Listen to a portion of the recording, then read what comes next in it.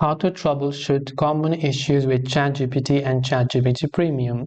To basically troubleshoot common issues. Now, ChatGPT, frankly, is actually quite buggy. Even though I have got premium version, it's actually quite buggy because let's say I'm talking in a certain prompt by using the GPT-4o model, but after a certain while, what happens is that it automatically switches to the free version, and I have to create a new prompt again to start a new chat to use the premium version.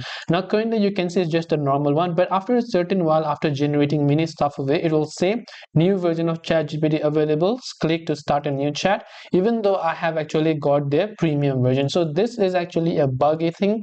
The other thing is that ChatGPT does not have a bug report page.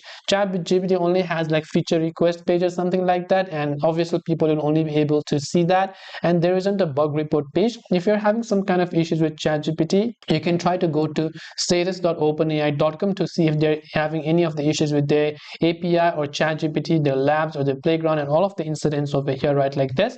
And then here you will be able to see all this, right? If you go to you can also try to use a VPN to avoid network restrictions. You can try to clear your network cache and DNS settings as well to troubleshoot common problems that you might be facing. But one of the problems that I definitely found was ChatGPT automatically switching to the free version and giving me lame responses.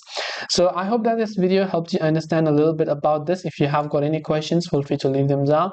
Thank you for watching till the end, and see you soon in the next video.